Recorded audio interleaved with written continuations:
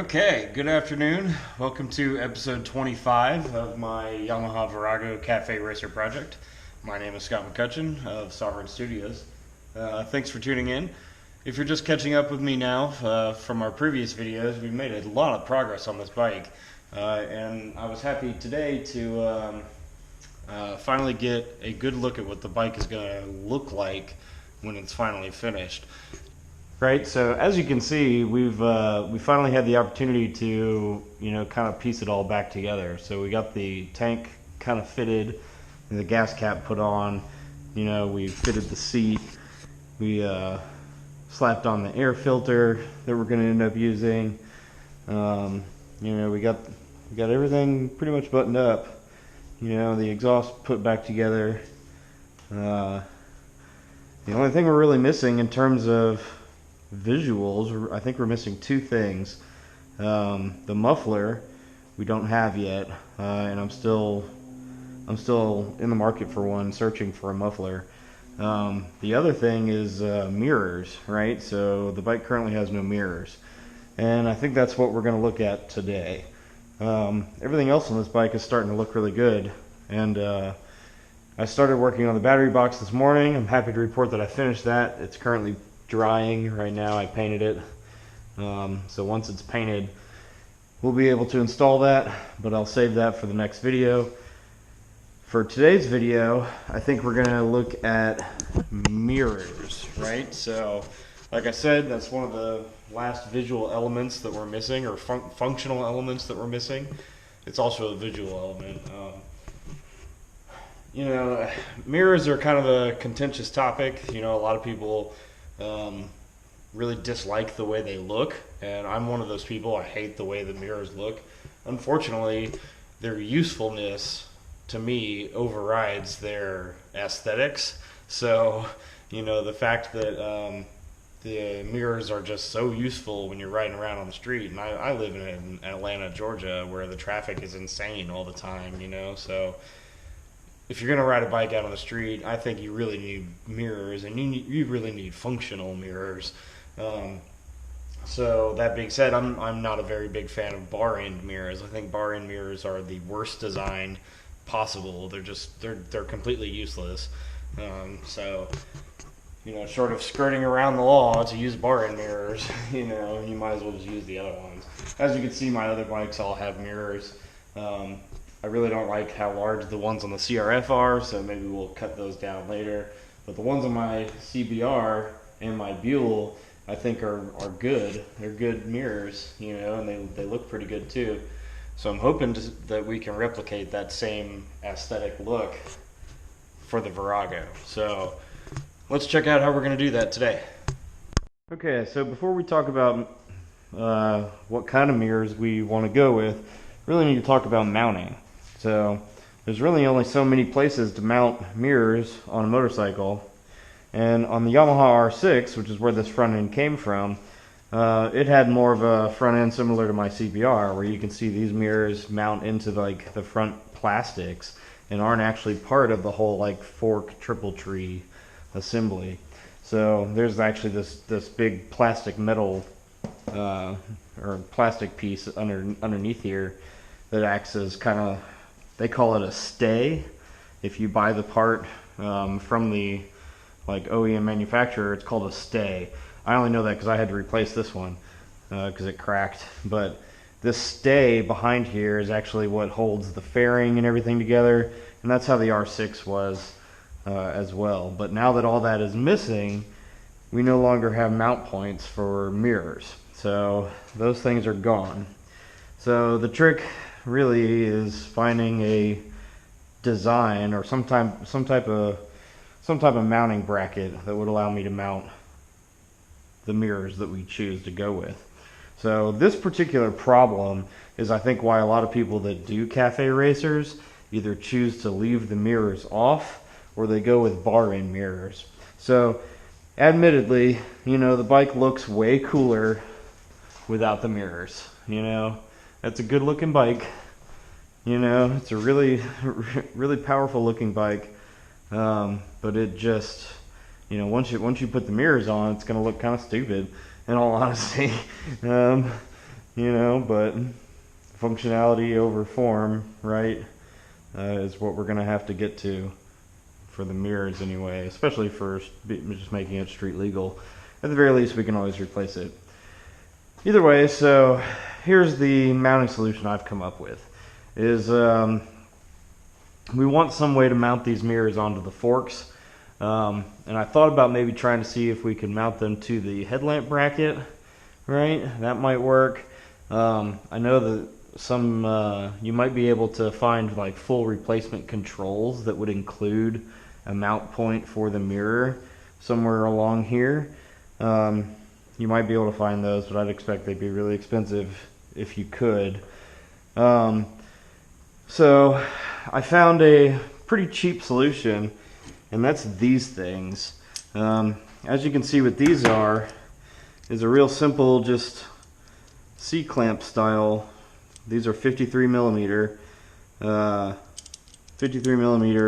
clamps designed to basically wrap around the fork. In this case, we're going to mount them up top here, sort of like that. You know, and this other one, kind of the same deal. Get it down in here somewhere, you know, so that we can mount the mirrors. We'll figure out their exact mounting here in a bit. But with these two clamps, I think then we can simply, you know, mount this style of mirror pretty easily, right? Yeah, so these were some cheap plastic mirrors. I really like their design, but you know, they're probably not going to end up looking very good, despite, like I said, I really like the design, that little gimbal adjustment there, as well as the adjustment here. I think are real nice, but this is the only billet piece on there. Everything else is ABS plastic. These were only 10 bucks, but you know, we'll mount them up, make sure they work, and then we can kind of look for some better looking options later. So these two pieces and these, here's the mounting hardware. These actually came with mounting hardware, so that's nice.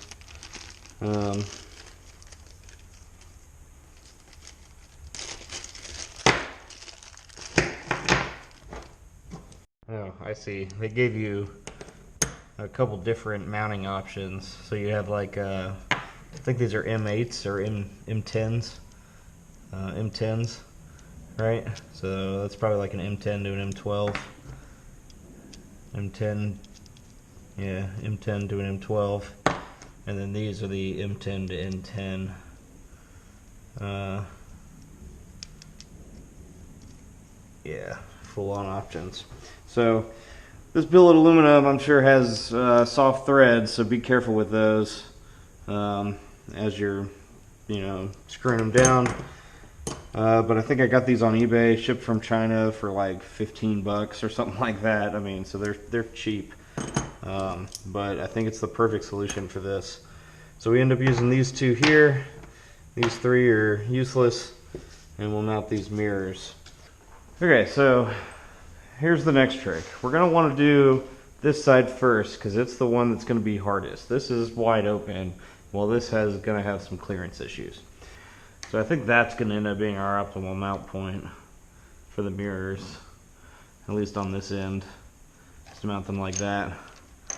I don't think we're going to be able to get them more forward, simply because of how the brake line bracket fits.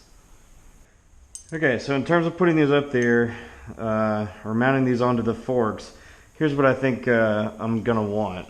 So when you're sitting on the bike, one of the big complaints, you know, I definitely have about like my CBR and some of the other bikes is simply that when you're sitting on the bike and you're trying to look out the mirrors, your shoulders get in the way, right? So you might have to like move your shoulder around. So ideally you want to get them out as far as possible so that you have the best angle backwards. The best viewing angle backwards. Maybe that's why some people choose bar end mirrors, because they're out, but on this particular bike, any type of bar end mirror you chose, I mean, your arms would just be covering it. You'd never see out of these things, ever. It'd be impossible. So I'm hoping that we can avoid that using these brackets. So what I think we're going to do is we're going to mount the brackets onto the forks to the top so that they're flush with the triple tree and that they extend out as far left and right as possible so that I have the most, right, so that I end up with the most possible distance, or I guess diameter, to get around my shoulders for the mirror adjustments.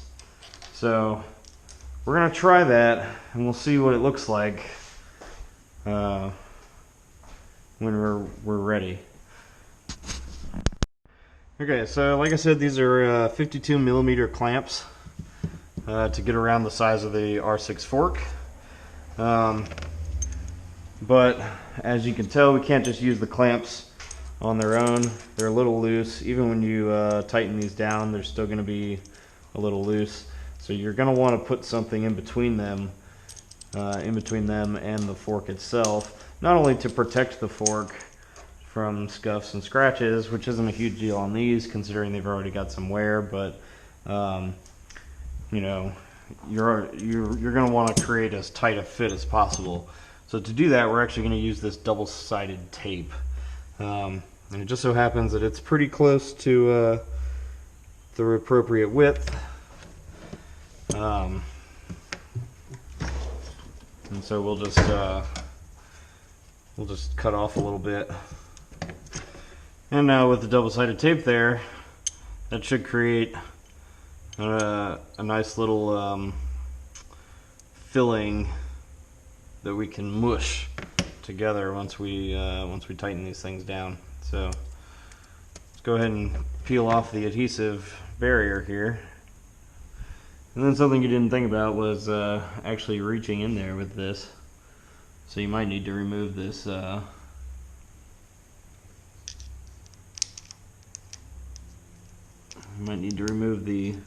brake reservoir temporarily.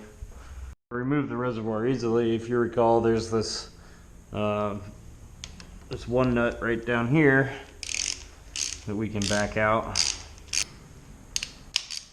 Now we have easier access to this bolt. Make sure you got it on there good and snug. It doesn't need to be super tight, but with the tape in there, it definitely makes it snug, and now you have a nice good fit. It's not going anywhere.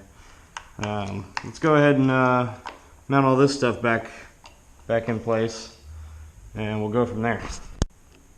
Okay, tight fit in a certain order that all that kind of has to go back in place, but now we have mounting holes for our mirrors.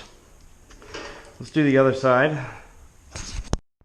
Okay, and there we have it, both mounts on the forks. Looks good to me. So now I guess we give it a shot with these mirrors, see how this goes. I think yeah, okay, so I think this is going to be the left, this is going to be the right.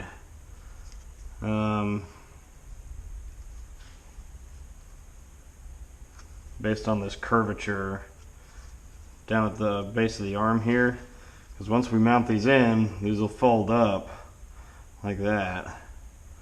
So they have these threads, right? These this fully threaded rod, okay, and then you have this adjusting sleeve, and what this is it'll go down in here so that when you mount this mirror on here and you tighten it down as far as it can go, you can back it back out or back it out so that you can get the proper adjustment, and then you can tighten it with this nut.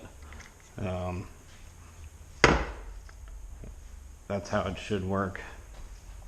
So let's go ahead and use the outermost holes for this. Again, so we have the most clearance around our shoulders.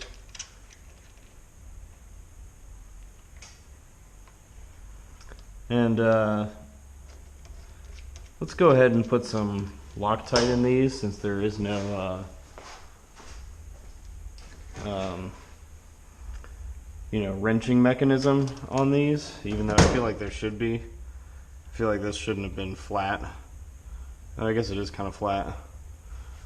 Not by much, but let's do the Loctite anyway.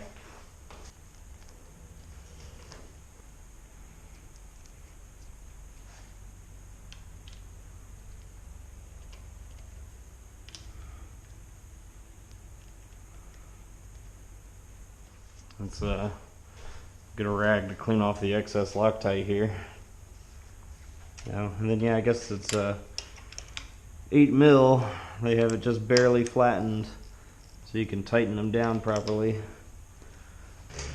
And we put the adjusting sleeve back on. And finally, just thread this bad boy into place. Okay, and the adjusting nut is a 14 millimeter. So ideally, you want to get the mirror as far down as you can, and like this is the end of it, you know. So I'm going to pull it back around one more turn, sort of position it where I think might be good. And then we'll tighten up the adjusting nut slightly, because we'll sit on the bike in order to actually fully adjust these here in a minute. So one mirror down, it doesn't look too bad. Grab the other one, and again, same deal. Thread the adjusting nut on there, and then you can slap on the mirror. Okay. And those are the mirrors. Those don't look too bad. I think it looks okay.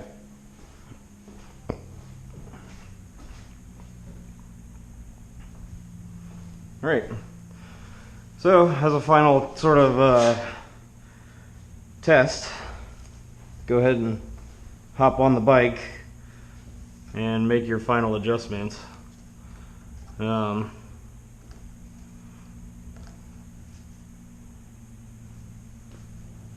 But I think that's good.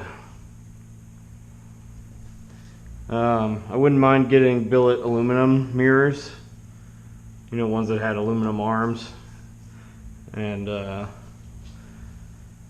know, because these feel a little brittle. They're not brittle, but like, I don't know, just soft. But overall, I'm pretty happy with that. You'll actually be able to see out the back. So not too bad. Mirrors for the cafe racer. Yeah, I might upgrade to billet aluminum ones in the future, just to make them look a little nicer, if that ends up being like a thing.